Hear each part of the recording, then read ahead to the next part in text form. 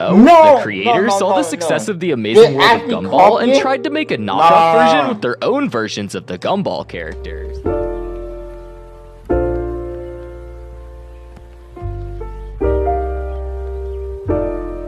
Shows who have been accused of copying Gumball, with similar elements such as animation, characters, writing, and so much more. So today, we're gonna go through all these Gumball clones and see what happened to them, how similar they really are to Gumball, and where they are today. Starting with the most infamous one, Miracle Star, which follows the life of a goat named Meowly. For one, I never seen Miracle Star, not one bit.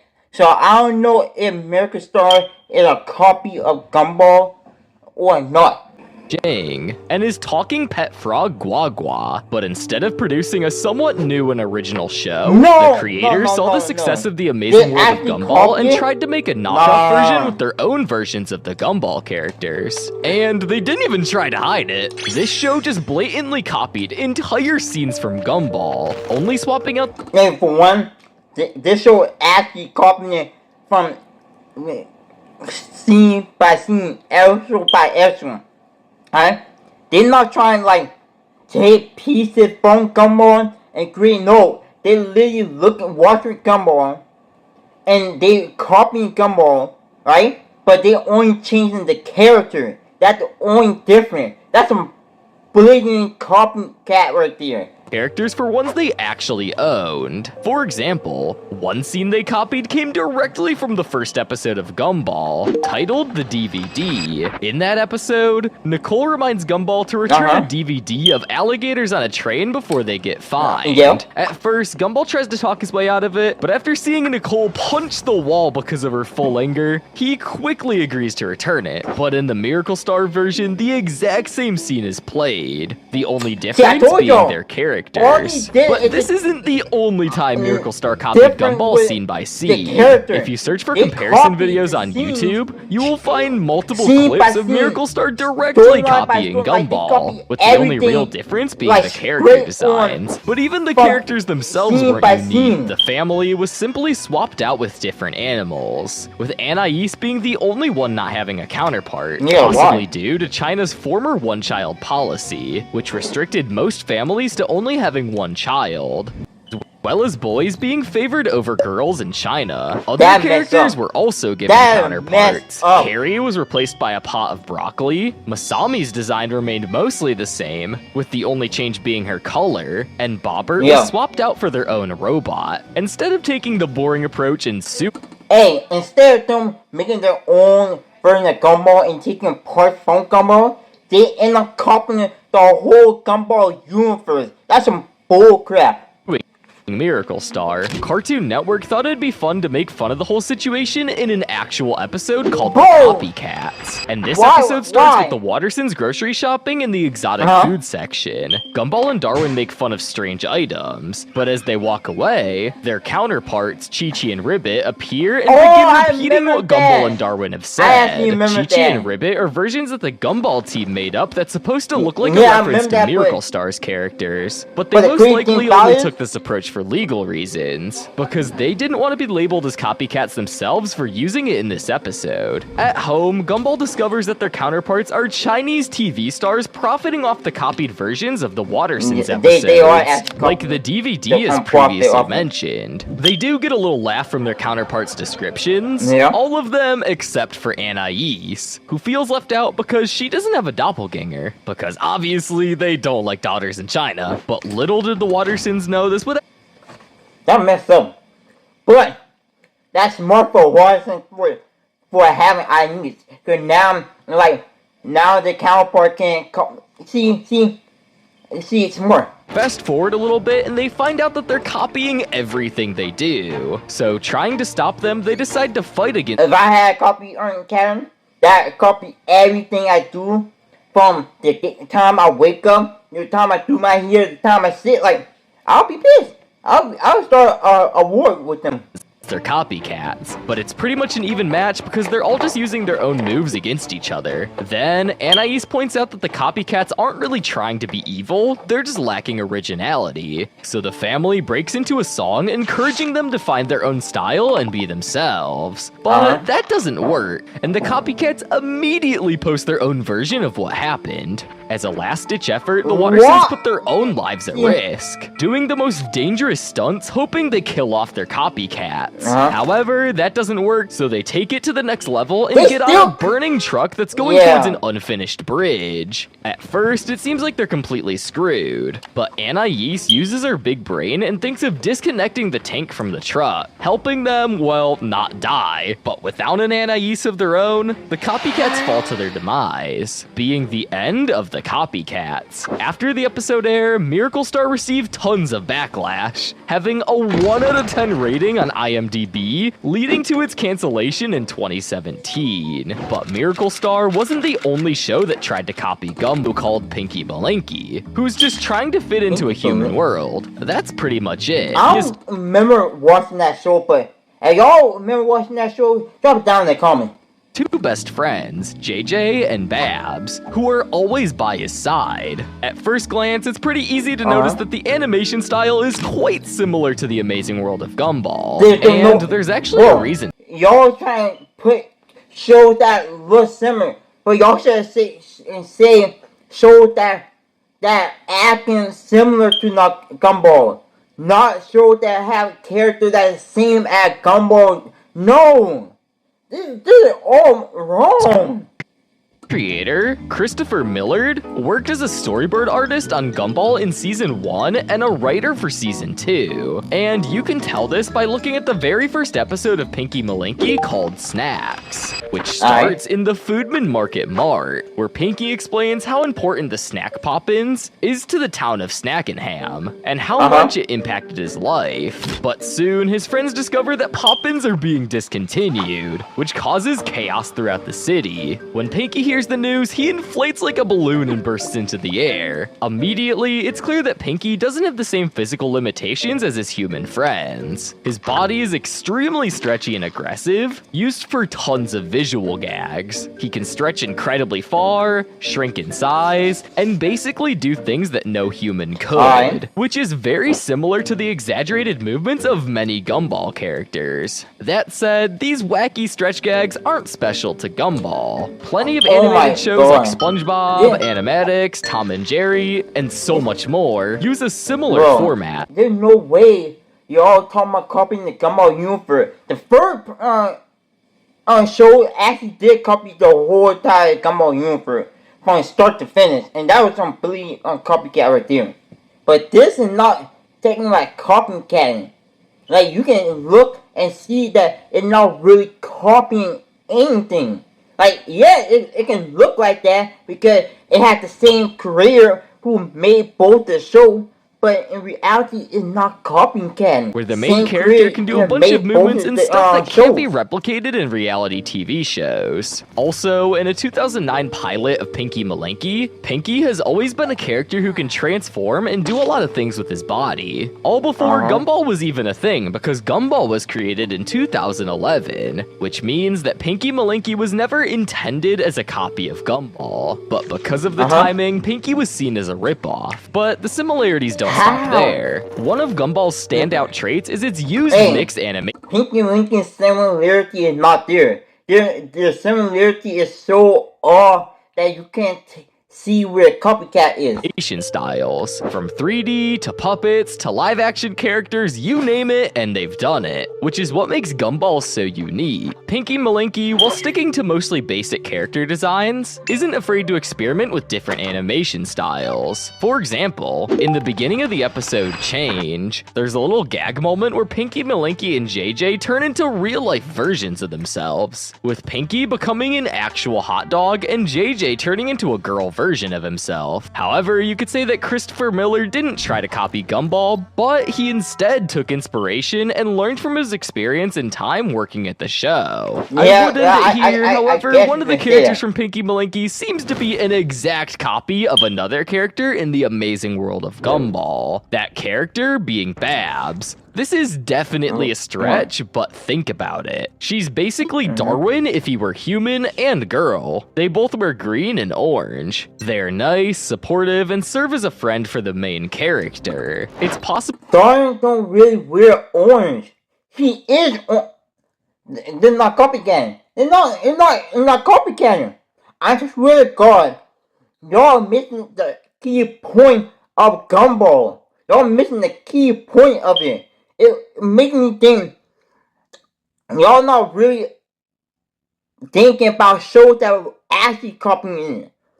that Babs was designed as a reference to Christopher Millard's previous work, for something fans could point out and laugh at, but she's not. She's a major support character who appears in multiple episodes, and when a character is similar not only in design but also in personality traits, it stops feeling like a funny cameo and starts feeling more like they took Darwin, changed his gender, and called it a day. So, is Pinky Malinky a ripoff of Gumball? Well, I don't think so. Despite its many similarities, of course, there are going to be parallels in animation, plot, and character dynamics when one of Gumball's original creatives is behind the show. But that doesn't necessarily make it right. It's okay to take inspiration from something you helped create, as long as you bring something new to the table. Take Rebecca Sugar. For example, before creating Steven Universe, she was one of the main writers and storyboard artists for Adventure Time, another really popular show. But instead of copying Adventure Time's characters, plot, and animation style, she used what she learned from the experience and built something original. That's why Steven Universe became such a success. It had lovable characters. Steven Universe did actually had the success it had. Now, I wish they continue with Steven Universe and keep Steven Universe going after he let these things, but you're missing the key point, right? You're missing like shows like Mighty Bean that went hard like Gumball. You're missing see or other big name shows that could better copycat Gumball, but no. An interesting story, and different animation. There's a difference between being inspired by something and copying it. To quote Gumball himself, be your own you, try something new, and find your own things to do. And that quote will be important for this next show we're going to talk about. Just keep that in mind. But to answer the last question, what happened to Pinky Malinky? Well, it seems that Pinky Malinky was canceled. Though there's no official news that the show was canceled. The show was completed for years, but it didn't release until 2019. With all that time the show was finished, the people behind it probably moved on. Not only that, but when the show was first announced, it immediately got backlash for supposedly being a knockoff of Gumball, which put the final nail in the coffin for... Well, one, I can see it being a knockoff of Gumball, but we here to find out what the copy, like what they're copying, and it's not copying nothing. For another season. And since we're talking about Netflix, the platform that hosted the show, they are notorious for canceling less popular shows to put more money into shows that seem more successful. But another lesser-known show that has also been accused of copying Gumball is Elliot from Earth. Elliot from Earth follows a boy and his mom who are transported across the universe, landing in a strange world filled with aliens, far from their home planet, which is Earth. They try to find out who brought them here and why. They start building a new life on this planet and eventually meet some characters, including Mo, the talking dinosaur. Unlike other shows I've mentioned before, Elliot from Earth doesn't exactly have anything that stands out that could be considered a copy of Gumball. One of the first things you'd probably notice while watching Elliot from Earth is how much the animation reminds you of Gumball. Both shows have those moments where the animation really goes all out. Super detailed, almost cinematic shots you'd never expect in a cartoon. It really shows how much effort went into making those. So why do they look so similar? Well, it's not just a coincidence. Where's the animation? There's no similarity animation of it. They were actually made by the same UK-based branch of Cartoon Network Studios. The shared production team explains a lot, from fluid character animation to the detailed backgrounds. You can totally see similar things in both shows. Not only that, but Sarah Fell, one of the producers on Gumball, actually stepped up as a creative director for Elliot from Earth, which is probably why both shows have a similar vibe. Same humor and really identical animation. Even if the Gumball animation can be explained by them being produced by the same team that brought us Gumball, there's a character that also seems really closely similar to Darwin, which is very similar to the previous situation with Pinky and Blinky. For starters, they both have positive and curious outlooks on life, always trying to do the right thing and make others feel happy and included. Both characters are incredibly loyal friends. Darwin is always by Gumball's side no matter how wild things get, and Mo forms a strong bond with Elliot, sticking with him through every adventure. But that makes sense for a character who is supposed to support the main character. However, there's more. They are also both highly adaptable. Darwin goes from a pet fish to a walking fish who has implemented himself in the Watterson family, and Mo, who was originally a dinosaur walking on his 4 legs, adapted to walking on 2 legs. And they use glasses for his weak eyesight. They both even have a similar color scheme, with Darwin and Mo each having green and orange colors. So is Elliot from Earth a ripoff of Gumball? Well, from what I can gather, I don't believe so. While the show might share some surface level similarities with Gumball, Elliot from Earth seems to lean more towards its story-driven scenes rather than your typical cartoon. Its characters, storytelling, and writing feel unique and very promising. Unfortunately though, the show was quietly cancelled after only 16 episodes. Although it was never officially canceled, enough time has passed since the first season finale for many to assume it won't return for a second season.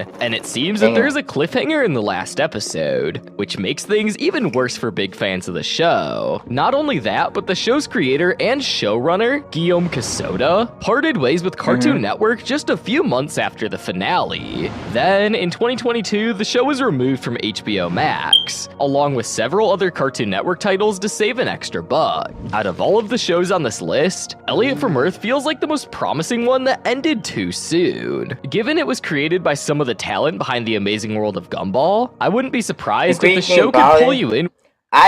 You can see why it would be removed, but most cartoons should be there for like a later time. It's just staying. Removing it too soon, bullcrap. With its unique characters and world like Gumball did. However, the next show accused of copying Gumball is Harvey Beaks. This show follows a bluebird named Harvey and his friends, Fee and Fo, as they explore their life in Little Bark Grove. At first glance, nothing about this show really screams to be a copy of Gumball. Both shows take place in different environments and both have different animation styles. They are also both produced by different networks, until you realize Harvey, Fee, and Fo are similar to Gumball, Darwin, and Anais. At first glance, it might seem like they are totally different groups, but when you dive deeper into them, you can see some similarities between each group. Each trio is made up of young, adventurous characters with unique personalities that balance each other out. Harvey is the kind, thoughtful one, kind of like Darwin. Fee is the chaotic one who reminds you of Gumball, and Fo, while not as smart as Anais, kind of reflects her dumber side, as seen in the episode The Goons. Not only that, but they also share similar color schemes. Gumball is blue like Harvey, Fee is pink like Anais, and Fo is orange like Darwin. Speaking of Fo and how is that talking? Where's the similarity? You talking about the color scheme of the skin? Or who their personality is? Oh my lord.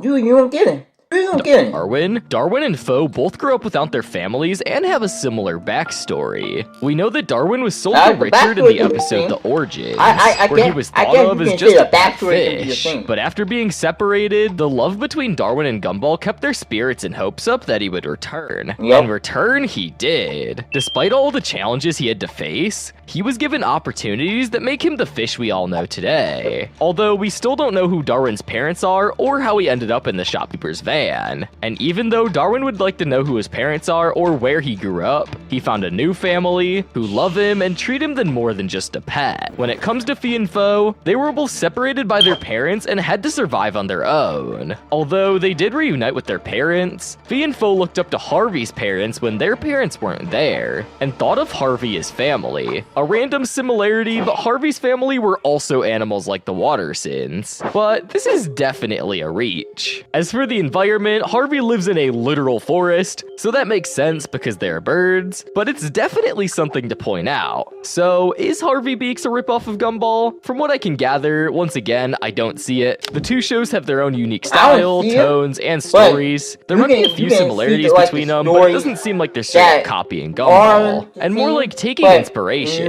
which makes total sense, since both shows were created by C.H. Greenblatt. The great thing about it, y'all missing so much show. Y'all missing so much show that could have been similar to Gumball. Now, Adventure Time could have been similar to Gumball with the craziness and the weirdness of the show. What other show might be? Maybe I think might be, but nah. VZ, I don't think VZ is a copyness, but there's so much show before Gumball that could actually been a copy of Gumball. What sets apart Harvey Beaks is how deep the show can actually get. Harvey Beaks isn't afraid to tackle deeper themes, like family and even death. Topics that are surprisingly heavy for a kid's cartoon. Not to say Gumball doesn't also have these moments as well, as they have many episodes that can get quite story-driven. But compared to other shows running on Nickelodeon, Harvey Beaks was definitely one of the few who had moments like this in the show, making it unique and interesting. Not only that, but it seems the fan communities for both the Amazing World of Gumball and Harvey Beaks often show love for both cartoons. As for what happened to Harvey Beaks, the show was ultimately canceled after 2 seasons, possibly because it never reached the same popularity as other Nickelodeon shows that were on at the time, like SpongeBob or The Fairly Odd Parents.